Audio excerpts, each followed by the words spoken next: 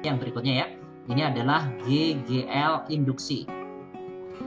Induksi pada batang konduktor. Batang konduktor.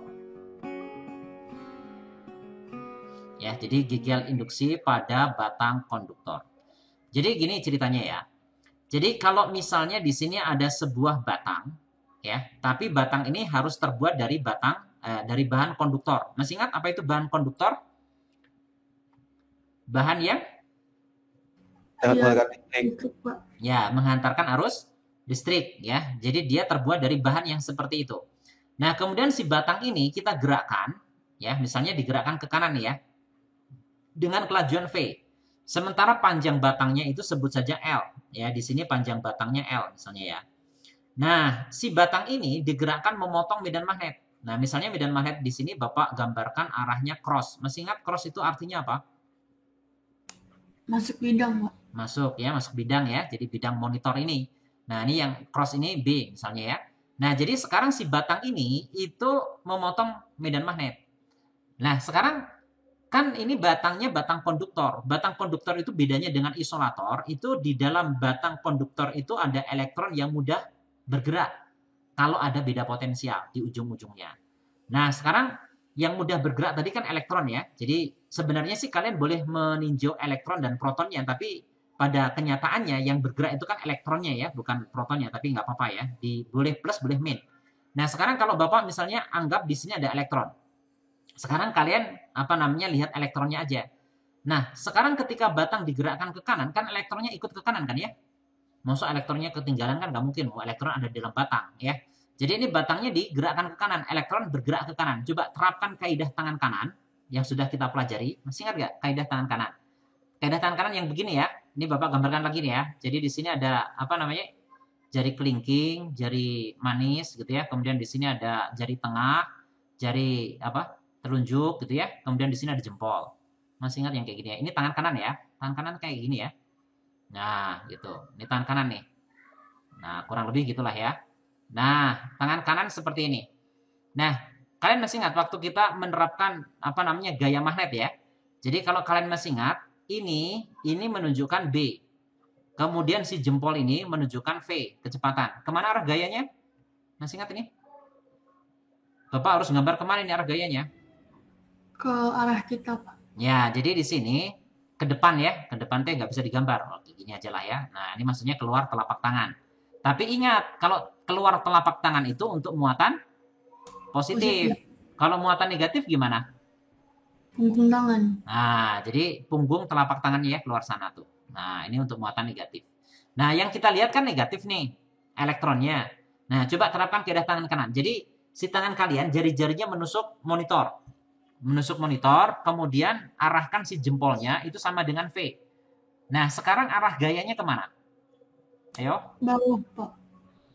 Tusukkan si jari-jari kalian itu ke monitor. Kemudian jempolnya ke arah kanan. Itu gayanya kemana? Ke bawah, Pak. Ke bawah. Oke ya, sudah dipraktekkan ya. Ya, syukurlah kalau sudah dipraktekkan sendiri-sendiri. Jadi ini arah gayanya ke bawah. Jadi semua elektron dikenai gaya ke bawah nih. Jadi dia akan ngumpul di bawah tuh si elektronnya. Jadi di sini elektron ngumpul. Nah, karena elektronnya ngumpul di bawah, otomatis yang atas kekurangan elektron. Jadi menjadi kutub positif. Jadi nanti ini menjadi kutub positif tuh. Ini menjadi kutub negatif. Ini selama batang digerakkan. Jadi selama batang digerakkan, nanti distribusi muatannya akan begini. Jadi di atas itu muatan positif, di bawah muatan negatif. Nah, jadi ada beda potensial. Jadi seolah-olah sekarang si batang ini seperti baterai. Jadi atasnya itu kutub positif, bawahnya kutub negatif gitu. Nah, jadi berapa beda potensialnya? Nah, ini yang disebut dengan GGL induksi tadi. Nah, kalau dihitung nanti GGL induksinya adalah akan mengikuti B kalikan L dikalikan V. Nah, jadi dia berbanding lurus baik dengan medan magnetnya, dengan panjang batangnya, dengan kecepatannya. Jadi semakin cepat, semakin besar GGL-nya. Semakin panjang, semakin besar GGL-nya. Semakin besar medan magnetnya, semakin besar GGL-nya. Jadi epsilonnya sama dengan BLV ya. B medan magnet, L-nya panjang kawat ya. L-nya adalah kecepatannya. Oke ya. Nah, terus bagaimana ini untuk memanfaatkannya? Kan di sini dia muncul GGL itu selama bergerak. Kalau berhenti kan Ya, dia kembali seperti semula. Nah, supaya dia bisa mengalirkan arus, biasanya dibuat begini. Nah, di sini ditaruh rel gitu ya, semacam rel gitulah ya. Nah, di sini ada resistornya gitu. Nah, jadi ada rel seperti ini. Nah, nanti si batang itu ditumpangkan di atas rel ini. Nah, ditumpangkan gini ya. Nah, ditumpangkan gitu. Ini digerakkan ke kanan dengan kelajuan V tadi. Memotong medan magnet yang Bapak gambarkan dengan arah cross. Cross itu artinya masuk tadi ya. Nah, jadi seperti ini. Gitu. Nah, jadi ini nempel maksudnya ya. Jadi si batang ini nempel. Ini B-nya ya. Nah, tadi kan sudah kita ketahui di atas ini kutub positif kan? Ini kutub negatif. Selama dia bergerak, ya akan mengalir arus sekarang. Jadi arusnya dari potensial tinggi ke potensial rendah. Jadi kalau yang melalui R, arah arusnya seperti ini. Gitu ya. Nah, nanti karena arus itu kan berputar ya. Kalau di dalam batang ya arusnya jadi ke sana. Nah, jadi arusnya ke sana ya kalau di dalam batang. Ya, tapi kalau di luar batangnya akan seperti ini. Nah, berapa arusnya? Ya kayak tadi ya, arus itu adalah GGL dibagi dengan R. Kalau kita uraikan lagi GGL-nya apa? BLV dibagi dengan R gitu. Oke? Sampai sini bisa dipahami?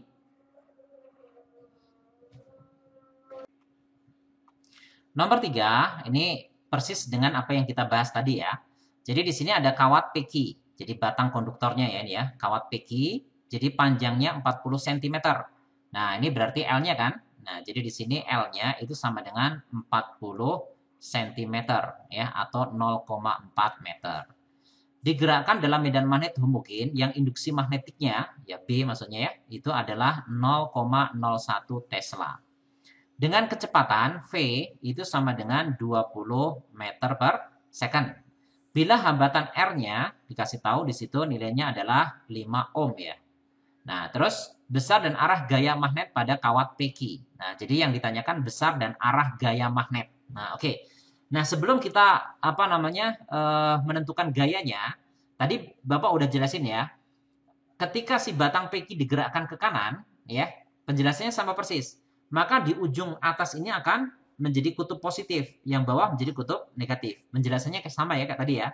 Nah, sehingga nanti arah arusnya itu akan mengalir dari sini nih. Nah, jadi dari P ke Q seperti ini. Yang melalui R maksud Bapak ya. Kalau di dalam batang ya arah arusnya dari Q ke P ya. Nah, gitu. Berapa arusnya tadi? Masih ingat kan? Jadi arusnya itu sama dengan apa tadi? GGL dibagi dengan R. R. GGL-nya apa tadi?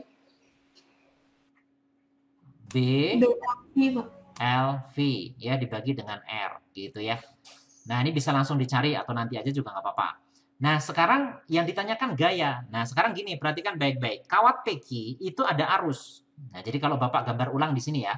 Jadi sekarang ini kawat PQ itu ada arus ke atas, I, yang besarnya ini. Gitu. Nah, si kawat ini itu berada di dalam medan magnet yang arahnya cross. Nah, gitu. Ini B. Coba terapkan keadaan tangan kanan lagi. Kemana arah gayanya yang bekerja pada kawat ini? Sama dengan tadi ya. Jadi ini kayak tadilah ya, Bapak gambarkan lagi. Nah, yang ini ya, kaidah tangan kanan yang seperti ini. Nah, gitu ya. Gimana nih? Ya, gitulah pokoknya. Nah, masih ingat kalau arah arus sama aja ya. Jadi nanti di sini jari-jari ini menunjukkan arah B. Kemudian jempolnya menyatakan I. Nah, kemudian telapak tangan menyatakan F. Ya, keluar telapak tangan. Nah, sekarang tolong terapkan kaidah tangan kanan ya pada kawat PQ ini. Ini kan kawat PQ ya maksudnya, ini P, ini Q. Nah, kemana arah gayanya? Ayo. Kiri, Pak. Ya, tusukkan jarinya ke monitor, I-nya ke atas, telapak tangan menghadap ke kiri kan ya. Jadi betul, jadi arah gayanya ke kiri. Ya, jadi ke sana tuh. Nah, jadi F-nya ke situ ya. Nah, jadi gayanya ke kiri. Berapa nilainya? Nah, masih ingat kalau gaya pada kawat sudah kita pelajari kemarin? I, B. L, BL. B, sin, theta. Gitu kan ya? Sin theta. Theta itu sudut antara L sama B-nya. L itu sama dengan I ya. Arahnya ke atas, B-nya masuk berarti 90 derajat ya. Jadi ini sudutnya 90 derajat ya. Theta itu sudut antara L dengan B. Nah, sin 90 derajat kan nilainya 1 ya. Jadi ini udah nggak usah disertakan karena ini nilainya 1 yang ini. Ya, ini sama dengan 1. Oke ya, I-nya tadi berapa? I-nya itu adalah B LV dibagi dengan R. Terus dikalikan L lagi, terus dikali B. Nah, berarti F-nya nanti rumusnya jadi gini. B kuadrat dikalikan L kuadrat dikali V dibagi dengan R. Nah, ini dia. Apa namanya? Rumus gayanya yang terjadi. Gitu ya. Jadi arahnya ke kiri ya. Jadi jawabannya kalau enggak A, ya C atau E. Nah, jadi ada 3 kemungkinan. Nah, sekarang karena ada 3 kemungkinan, ya sudah. Kita hitung saja ya. B kuadrat, B-nya 0,01. 0,01 itu 10 pangkat min 2 ya.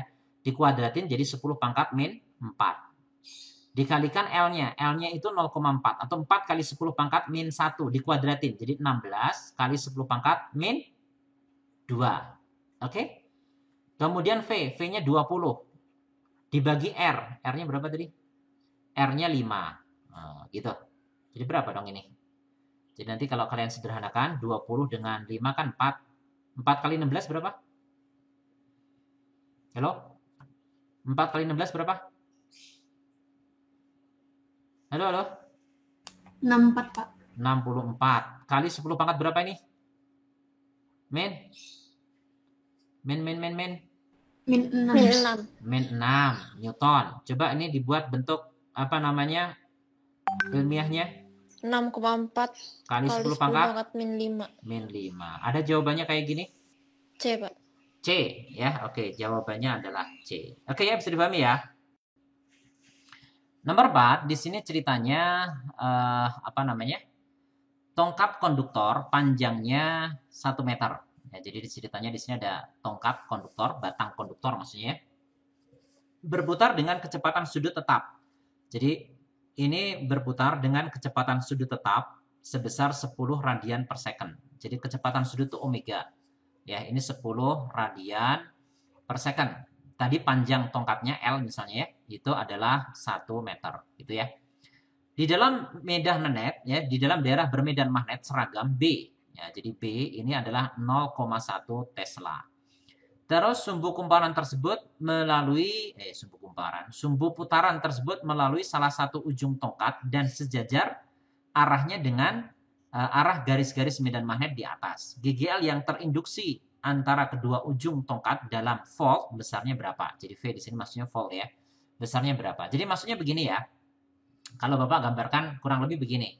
Jadi sebentar, ini Bapak gambarkan lintasannya dulu. Sebentar ya. Nah, ini gambar lintasannya. Kemudian di sini batangnya misalnya ya. Di sini ada batang. Begitu. Kurang tebal. Nah, ini misalnya batangnya itu ya.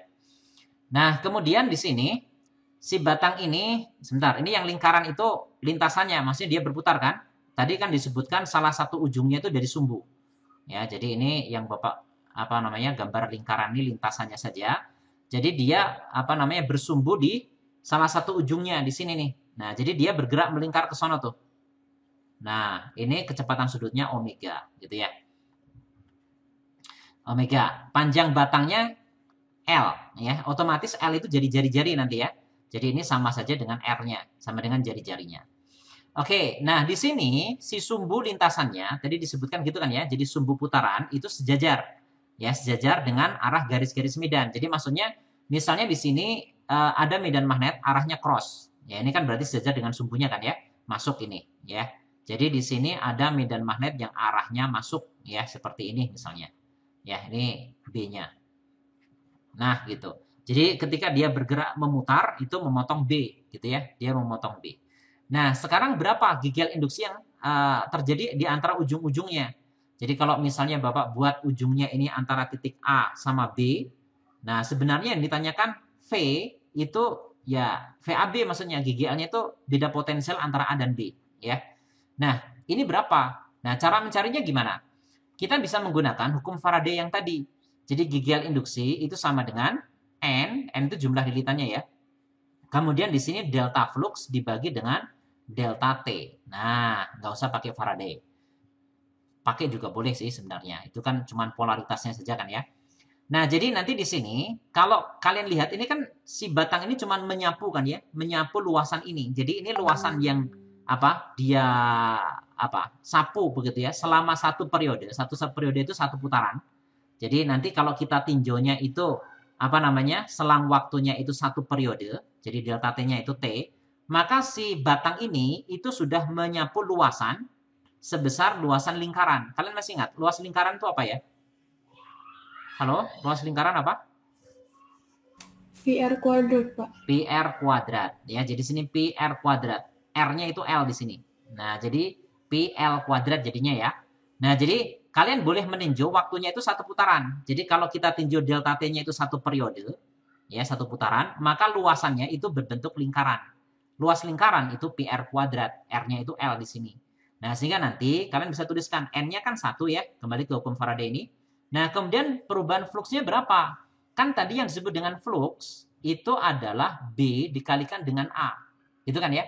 Dalam kasus ini B-nya kan tetap, yang berubah luasannya tadi. Jadi kalau kita meninjau delta T-nya itu sama dengan 1 periode, maka luasan yang sudah disapu ya delta A.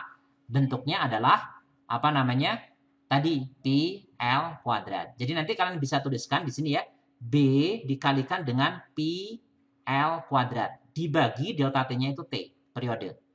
Gitu ya. Nah, sekarang Bapak ingin nyatakan begini. Jadi di sini bisa dituliskan B dikalikan dengan 2P dibagi dengan T. Ya. Ini sebentar, ini masuknya ini dikurungin maksudnya ya. Ini, nah, Bapak mau tuliskan gini. Nah, ini sama nggak sih? Kalau di sini dikalikan dengan setengah. Ini sama nggak? Harga ini dengan ini itu sama nggak? Halo? Bisa jawab? Sama, Pak. Sama. Sama. Tapi kenapa ditulis begini? Karena kita mau nyatakan omega itu dalam bentuk 2pi per T. Ya kan? Rumus omega itu 2pi per T. Jadi ini tuh omega sebenarnya yang Bapak kurungin ini. Sehingga nanti GGL-nya bentuknya apa? Setengah bawal kuadrat. Ya, ini B omega L kuadrat. Nah, jadi untuk menghafalnya kadang-kadang orang menyebutnya setengah bawal kuadrat ya. Nah, untuk ingatin saja. Ini setengah bawal kuadrat. Nah, jadi ini rumusnya. Nah, jadi kalau mau dihitung ya hitung aja ya. Jadi di sini tinggal masukin angkanya. Jadi nanti kalian punya setengah. B-nya tadi berapa? B-nya 0,1 kan ya. 0,1. Kemudian omeganya 10. Kemudian L-nya 1 kuadrat 1 ya. Jadi berapa ini jawabannya? Halo? Berapa nih? Setengah kali 0,1 kali 10. 0,5, Pak. 0,5 volt. Ada di sana jawabannya? Ada ya, Ada. jawabannya adalah A.